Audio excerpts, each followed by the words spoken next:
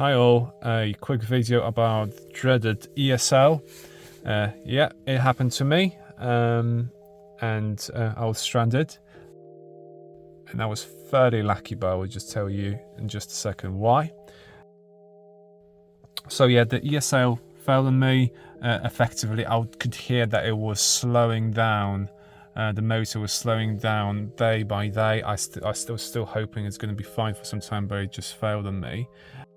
So the typical symptoms, I'm putting the key in, nothing happens, no sound, no unlocking, it literally goes in. I was able to turn it to different positions, but there was no lights, no nothing. The car obviously didn't start, completely dead. I did a scan on it and it did show a couple errors, multiple actually, but it did say that the ESL was failed. So you will have three scenarios, and to be honest, two scenarios. However, I was the unlucky one with the third scenario. So you can have ESL in open position, which is the best option. So effectively, if it's in an open position, you can take it out very easily and you can replace the whole module, or you can put the emulator to completely bypass the steering lock. The second option is that it failed in the lock position, so effectively you can't turn your steering wheel, it's all locked, and you have to rip it apart with the steering wheel, and there's multiple methods, but very likely to drill and try to take it out. I was the unlucky person because my motor failed in 90% open position, so I could turn my wheel. It wasn't locked. However, when I tried to take the bolt on the ESL, it didn't retract fully, so I was not able to take it out. So I'll tell you what I would do, or what I had to do, and I'm actually going to do in a second. So that was my scenario. If you the lucky one with the open position, I will tell you what is the easiest way to get out. You don't have to disconnect your airbag, you don't have to take anything apart from your steering column. You can drop the steering column on the bottom and literally take the ESL out from the bottom. And I'll show you how to do this. You will need, as very basic tools, to be honest, you need a Torx 20 just to take the bottom shield off. You will need a Phillips screwdriver, and you will need a wrench, a ratchet with an extension ideally, and 13mm socket. Right, I would suggest to get some light in there because it's going to be dark, so I'll put quite a lot of lights, but let's get to work.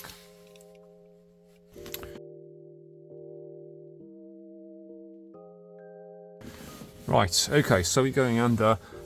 You don't have to disconnect your battery. If you want to play it safe, you can always take the negative terminal, so the black one, just take it off, secure it, and obviously you're not going to short anything there. However, you should not be touching any electrics, so you should be absolutely fine, but safety first, so if you want to do it, you can always do that. First of all, we're going to start with 3 Torx screws, just one here, one there, and one just on the back. So we just quickly take this off.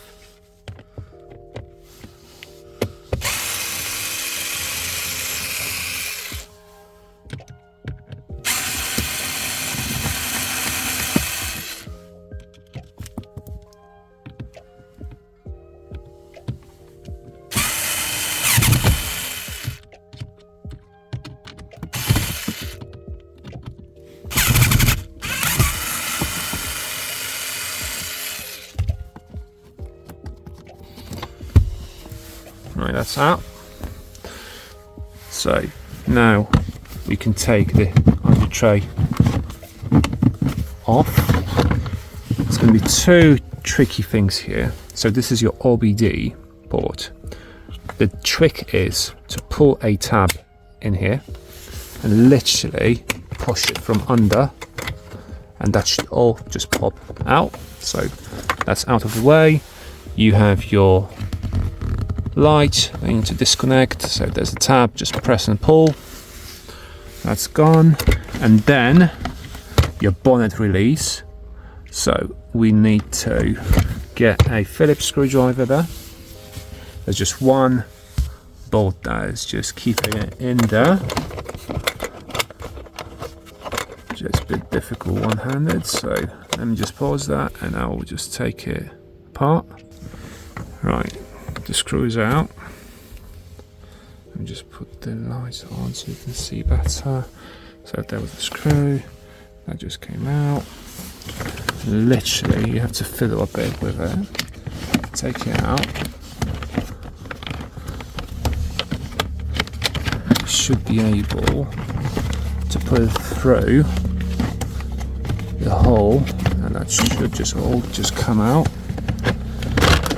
and then your tray is free. So get that out of the way. Right, and we are on the vent. Okay, so our bad boy is sitting just under there, just out there on the back. I'll show you. Hopefully you're going to be able to see it. Just there behind, there should be a screw, 13mm screw you should see. And that's what we need to take out. So you will have 4 bolts to take out. One here, and they are the E12 Torx screw. However, there's a trick I'm going to show you, so not necessarily need one. There's another one just under, so one here, one there, one just there on the back, and then another one on the other side. So yeah, you need a bit of a, it's not the easiest place to get, however it's all doable. So I will just show you later on what to do and how to take it out. Okay guys, so this is the neat trick I was wanted to tell you about. So yeah, you have the Torx, that's the reverse Torx, that's the you need a socket E12.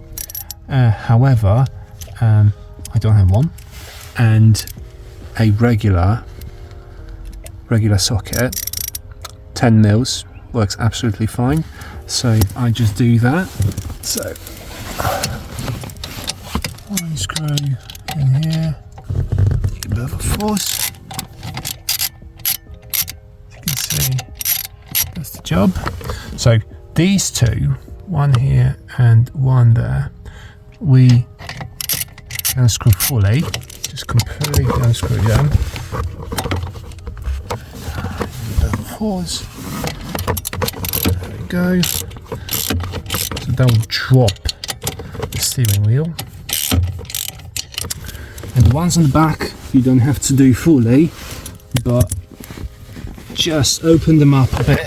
So the ones there, one there, and there is the other one just in the back. So it's a bit of a tricky spot, so you need to be creative how to get that out, and that will help us to just drop the steering column. I'll just do them now. Right, so okay, I took the long screws out from one here, one on the other side, just hiding there, just hiding there, and now you can drop the steering column just enough to take the ESL out, which we're going to do in a second. Alright guys, so now I've got a socket 13 on extension, and what we need to do, I showed you the screw on the back that we need to find. Literally, you will be able to go from the back, find it, and then open it up. Okay, and just continue, and that should release the screw. You see the whole steering column is moving, and just keep going, and you're going to open it up. Right, so screws out. It's there. Let's have a look if you're going to be able to see. It's just right there. Just right there, you should be able to see. Take it off. Now we have to just press, so this screw just hides. Just press it in, and you should be able to drop the steering column and take it out. Right, so I'm lowering it, and I can take it out, and it's here. And it's here, and as you see, this retracts. Just go in, and that's if it's locked, you wouldn't be able to move it. But mine was 90% open, and I had to grind the bolt. And trust me, it wasn't easy and it wasn't fun. However, I'm lucky that I was able to take it out. Wow, there's even my blood. Awesome. So yeah, there you go. So let me just show you how it looks there. Now, here, that's the place it goes. It normally sits. So I didn't take the steering column, just literally lowered it, just like that. Just like that. And there we go. I hope it helps you guys, so good luck with your project. Have fun, see ya.